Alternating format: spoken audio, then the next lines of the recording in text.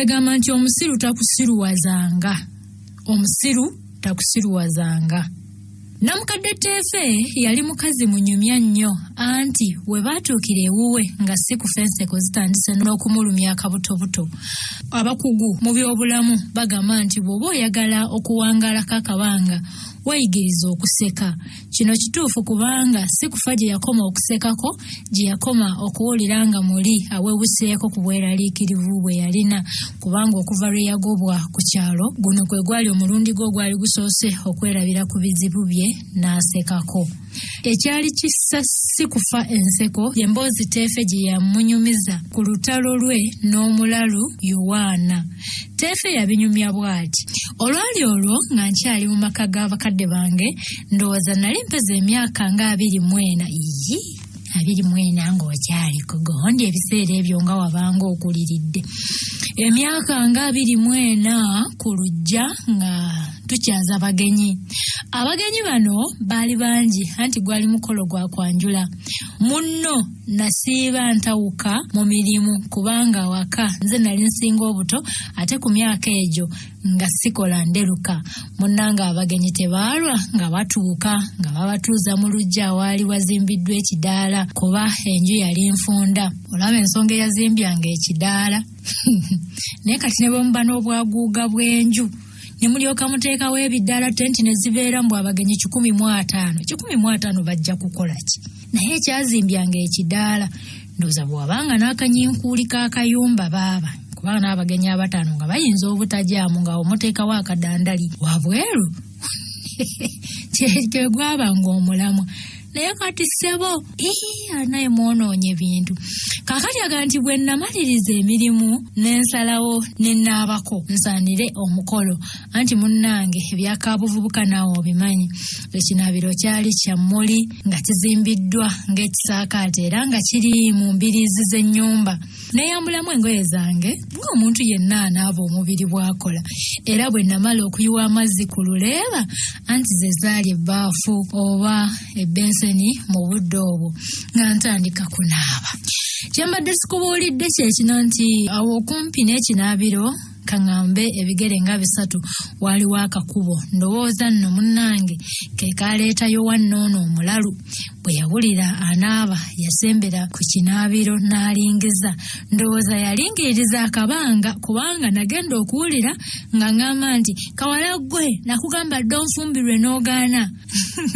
Kale wali onkweka ki kyesirabye? Nekanga nnyo era nga n'amamemme gankubagana. Nawamanta mangu engoye zange we nali nziwanise n'ebikkeko kazi omumpembe yazaanuddewo dda. Namugamba mu ddoboozi erijjudde obukambwe nti Yoona mpa engoye zange mangu, nze mpa engoye zange nga sinnafuluma bitubugume. Koye nti bitubugume? Kale vaayo oba weetenda obukazi. Naye ono yali mulalu ddala. Engeri obusungu gye bwali bunninye ku mutwe olw'omulalu okunningiza nga ndi bukunya okulowooza kwa neesamba. Era bwentyo nafubutuka mu kinaabiro nga ndi bwereere ne musimbako. Jjukira nti ye yali ayambadde newankubadde bwe yali ayambadde bwali buziina. Bannange nkakasa nti omusajja ono eddalu yali yeesudde lyesuule nga teyali mulalu wa ddala, kubanga yalaba mumezeeko n'asalawo okudduka ng'alaga emiryango awaali abagenyi. Ku myaka egyo nali mukambwe ennyo era nga sinyigirwa mu nnoga, n'olw'ensonga eyo nakolaga atakulekera naawe tomulekera. Myaka nga gyali gyakutegeera 24 kanaawe. Kaakati nga nayo mulumba yeeyo mu bantu gye yalaga ssebo nga ŋŋendayo nga ndi bute. Olwo nga neerabidde nti nkunnumba bute. Abaali mu kidaala bwe bankubako eky'omulubaale baafa ekitiibwa. Abaazirina enseko baaseka busesi, abalala baakuba enduulu, ate abandi baakakasiza ddala nti nali ngudde eddalu. Bannyinaze baalema okusimba ku mulalu bamuggyeko engoye zange ate badda mu kugoba nze, era okukkakana nga bankutte. Olwo nga bankaliga ku mugwa ng'embuzi.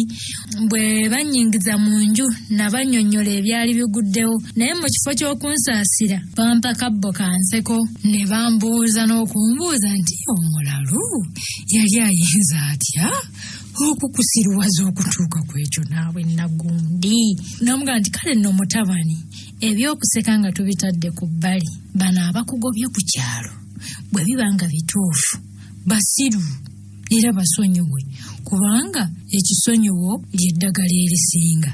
Singa onoowoolera eggwanga ojja kuba osiruwadde enganze, anti omulalu yandalusa, omusiru takusiruwazanga. Sikufa yaseka n'ayoza ne ku mmunye, era omutima gwe ne gwagalirawo omukadde ono Teefe.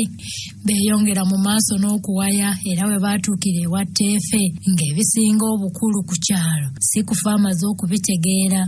Amaka g'omukadde gaali gatyo gatyo, ennyumba ye yali ya ssubi era ng'akasolya kalabika nga kalabye emyaka egiwera, n'oluggi lwali luluke mu mmuli nga nalwo lulimu ebituli, ate nga byo ebisenge eby'obudongo n'emmuli birimu ennyafa, era nga kyeraga kyokka nti abakuba olufuufu baali tebalabanga ligenda wa Teefe. Mu luggya mwalimu obukoko nga buubwo obwali bubojjerera obusooli obwali bwanikiddwa mu luggya. Ku nkonda awo ku mabbali waali wasibiddwawo embuzi 3. Omukadde yalinamu nammwe mumulabye, yalinamu embuzi ze 3, ate nga mu mbiriizi z'ennyumba waliyo ekyagi ky'emmere ekyali kikaddiye. Tebasangawo muntu, era Sikufa kwe kubuuza namukadde nti, maama, abazzukulu bali luuyiwa? Omukadde yatwala akaseera nga tannaddamu muvubuka ono. Bwe yamala okuzazika omwana mu nju ng'amaze n'okumenyaamenya obutiititi bw'emmwanyi n'akuma omuliro, yateekako kacaayi mu kabinika akakutte omukka. Yatula wansi n'agamba Sikufa nti, mwana wange, tolowooza nti ndi kiggala. Ekibuuzo kye wambuuzizza nakiwulidde, naye kyakuddamu n'asooka okumbula. Nze gw'olaba abasawo n'ab'ekyalo bansibako kalantiini nti ndi mulwadde wa bigenge. Gwe munnange tolaba engalo bwe zimpweddeko, engalo zinkuunyuuseeko zimpweddeko. Obwedda bwonna Sikufa yali tanneetegereza nkula ya Teefe ono. Mukazi wattu ku mikono gyombi yali asigazze engalo mbale bubazi, ate nga by'ebigere bikunku. Bwe yayongera okwetegereza Teefe ono, Sikufa yalabanga n'ennyindo baaba yali egenda ebbwirira mpola baaba nga yali alwadde nnyo. Omutima gwamukubira mangu ku mwana we Tebeesigwa. Omukadde ono gwe yali asituddeko, ate nga teyakoma ku kumusitula, yali amuyengedde ne ku ddagala. Mwana ebigenge tebimukwate. Eriiso ly'omukulu awaddugala weewalaba Teefe yakiraba mangu nti amawulire g'endwadde ye gaali gakubye Sikufa entengero, era n'amugamba nti, mutabani, oba otidde okukusiiga ebigenge bino, kwata omwana wo weeyongereyo munnange. Anti munnange n'abalala abansuula eno okumpi n'ekisaalu baali bawonya bulamu bwabwe. Kutali musango munnange, si mu bubi. Mukadde amugamba si mu bubi, obulamu bwe bugagga, naawe ssebo tosibaamu, tambulirawo genda. Sikufa yalaba omukadde ayogeza obulumi obw'engeri eyo, n'asalawo nti oba kibaka kibe yali wa kusigala n'omukadde oyo. Atajjukira byadda tagaba, omukadde yali atakirizza obulamu bw'omwana we, ye yennyini amuwadde emmere n'essuubi. Naye nga n'ekisinga obukulu Sikufa ne Tebeesigwa mutabani we baali tebalina na gye balaga, era nga n'omukadde ono yali abazadde gwa kubiri. Mu ggonjebwa n'eddoboozi eryali lijjudde obukkakkamu, Sikufa yategeeza Teefe nti obulwadde si bwe bwali bumukanze, nti wabula ekyali kimukyusizza embeera y'ennyiike eyali emukutte olw'abantu be n'ab'okukyala baali bamusuuliridde olw'ebigenge. Yategeeza omukadde nti singa kwe kwali okusiima kwe, ye Sikufa ne mutabani we Tebeesigwa baali bajja kusigala ne Teefe bamujjanjabe, bamuyambe ne ku mirimu, era bamubeesebeese awone obwomu. Nti engeri gye baali bagobeddwa obugobwa ku kyalo, ate nga kumpi n'omukadde Teefe naye muboole, kyandibadde kituufu obuboole buno babufuulire ddala oluganda. si weewaawo munnange omukadde Teefe bwe yawulira ebigambo bya Sikufa amatama bambi ne gamwesenda era n'amutuma agende mu musiri ogwali okumpi awo anuuleyo emisooli anti gwali mwezi gwa Ssebaaseka ng'omulenzi aleese emisooli omukadde yagyokya nga giyidde baagiwema nga bwe banywekerezaako ekijjajja kyabwe. Caayi ono yajjukiza Sikufa kacaayi ke yeemiisanga ne bangi era yagenda okwejjuukiriza baaba ng'amaziga gakulukuta. Teefe yalaba Sikufa atonnyeza amaziga n'amubuuza ekyali kimuwozesa emmunye nga Sikufa amaze okulimba Teefe nti kacaayi ke kaali kamutuuse w'ayagala. Omukadde yabimma amazzi kyokka nga ye amaze okukizuula nti omulenzi yali amumuunika buwunisi. Lyali tteeka lya kyalo nti buli mugenyi yenna yali tasobola kusula ku kyalo nga tamaze kwanjulwa wa mwami wa kyalo. N'olwekyo bwe baamala okubugumya ebyenda omukadde yasitula omwana n'akulemberamu Sikufa yogayoga nga bali mbuga ew'omwami.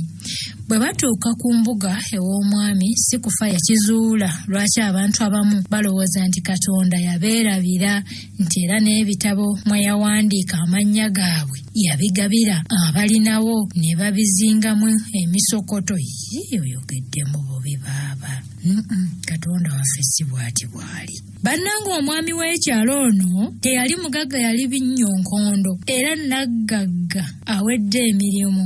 Ennyumba ye yali gali kwoleka, oluggya lwali nabbamba ate nga enkoko eziri mu luggya lwebeeya nga togasseeko ezaali zikokkolerera mu lusuku, embuzi nga tobala, ente tomooni ate nga z'endiga abala yakoowa. Abakazi be yalina naye nnyini bombo nga tamamanyi na muwendo okuggyako ababiri Kabejja ne Nassaza abaali abaganze ennyo.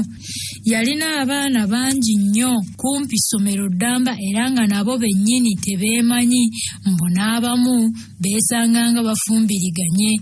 Kale abalenzi bwe baateesanga n'abawala be baali basiimye okuwasa eyo gye baasisinkananga beesanganga bagenze kwanjulwa waabwe wennyini.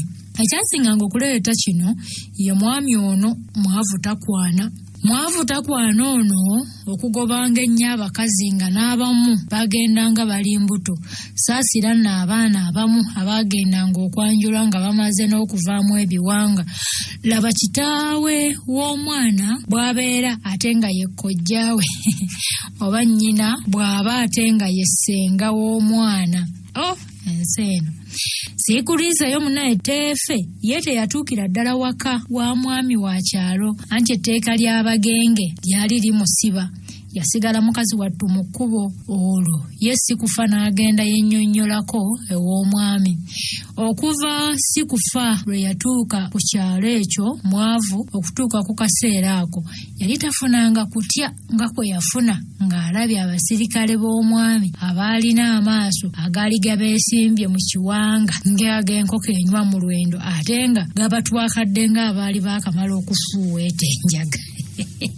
Kwaliko nno akatirikale kannakampigginyaako buba bwa mutawaana nnyo obwo bwe butyo. Kannakampigginyaako kaali katunuza ekkabi ate nga bwe kagira ne kafugumamu ng'eno bwe kaluma emba. Ndowooza kasajja katto kalowoozanga nti engeri Sikufa gye yali omulangaatira gw'omusajja yali akagaya. Ekibwepisaapisa ne bubeeranga bukambwe. Kati nga kamaze okukola obukodyo bwako obwo bw'ekkabyo bwonna ne kabumalayo ate nga banne baako bamaze okukunya Sikufa ekimala, baamutwala mu kigango yeeyanjule eri omwami. Ekigango kyali kigazi bulungi ate nga munda muyonjo nnyo. Baali basasiddemu essubi etteete ate nga okumpi entebe y'omwami waali waaliriddwa amaliba g'engo. Ku bisenge okwetooloola kwali kuwanikiddwa emitwe gy'ensolo nga mikaze ekiraga nti omwami ono yali muyizzi kungwa. Mwalimu amajolobera amalala mangi nnyo. Mu kigango omwo yasangamu abantu abalala bangi abaalabika nga nabo baalina ensonga zaali zibatutte embuga kubanga baali basagaasagana nga abatudde mu yannyinimu oba nga akabiriiti akatooleko. Abamu beekolozakolozanga ate abalala nga bagira ne basuuliza eriisa awaali olutimbe lw'olubugo olwa Kimote. Sikufa yalowooza nti osanga ogwo gwe gwali omulyango ogwali ogw'okuleeta omwami era ddala bwe kyali. Omwami kyaddaaki yayingira. Abasirikale be nga bamukulembeddemu. Ekyali wali nga gy'obeera nti Beene Musota Magulu Nnyondo Cuucu ye yali ayingira. Ng'ayingira buli musajja yayimirira. Ate nga bba abakazi baafukamiranga bufukamizi era nga tebasitula na maaso gaabwe. Tikulanga bakabawaza omukulu mwami. Naye seba abaami bedda baalinanga amaanyi mu masaza gaabwe. Yali musajja mukadde bukuku, ekirevu kye kyali kitukula bettukutuku nga ppamba, kyali kiwanvu kyayerambuga. Yali ayambadde ekkanzu ye etukula bettukutuku era nga ku kkono waliyo kabejja ate nga kujja waliyo nassaza atunula amema. Omwami ono mwavu takwana, alabika mu myaka gy'ekivubuka kye ekyalo mwavu yali akifugisa mukono gwa kyuma, anti ne bwe wandibadde mu kaseera ako emyaka gyali gimuwubidde akatambala naye era baaba ng'akyalimu embaazuulu. Mu nsanja ezo ebyalo ebimu byatuumwanga amannya g'abaami abaabifuganga era eno y'ensonga n'ekyalo kino okuyitibwanga Mwavu. Nga kalidde mu mwami akooyeye abantu ab'enjawulo baayanja ensonga zaabwe. Abamu baali baleese birabo, abalala baali bagenze kwebaza olw'ebintu eby'enjawulo omwami bye yali abakoledde, abalala nkaayana za bibanja ze zaali zibatutte, n'abandi okusaba obuyambi okuva eri omwami. Kyaddaaki ne Sikufa yayanja ensonga ze. Ng'omwami amaze okuzigaayagaayamu n'omu ku basajja be, yasalawo okukkiriza Sikufa asigale ku kyalo kye, naye lwakutunuza bukambwe bambi. Mukulu Mwavu ono yali musajja wa kisa ky'otalabanga bambi. Olw'okubanga kubonaabona Sikufa yali mugwira, omwami yamukkiriza okubeera ew'omukadde Teefe nti naye bwe kali mutanda n'amala akwatibwa ebigenge by'ebyo ne mukadde oyo yali tajja kukkirizibwa kuddayo kukolagana n'abantu balala, sinakindi okugobebwa ku kyalo. Ensi eno ekirungi tegulwa. Sikufa ye yali yasazeewo dda mu mutima gwe okubeera n'omukadde oba kiba kakibe. Bw'atyo ng'amaze okweyanza n'okukuuta akalevu ku ttaka, yafuluma n'agenda asisinkana Teefe ku kkubo gye yali atudde nga babuuziza obubina bwabweka. Sikufa yagendanga alowooza ku bibuuliriro by'omukadde. Bwe baatuukira eka ng'amaze okusalawo okwesonyiwa abazadde b'abangi abaali bamuzinyizza oluguje kubanga yakizuula nti omuntu akunyiiza aba akufuga. Owulidde? Omuntu akunyiiza n'obeera ku ekyo oba mudduwe. Sikufa kyagezaako okwogera wano. Okunyiiga kya butonde, naye bw'oba oyagala okutandika obulamu obuggya olina okwerabira ebikadde. Yakiraba nti okusonyiwa kirungi, nti naye kibi nnyo okwerabira. Kamwafa atugamba tusonyiwe n'okwerabira twerabire. Bannange bwe kibi nnyo okwerabira, anti bwe weerabira oyinza okuddamu ensobi y'emu. Bw'ojjukira tojjukiza oli kye yakukola, wabula okujjukira okwo kukuyamba butakola nsobi y'emu, anti eyali alumiddwa ku musota ne bw'alaba omuguwa.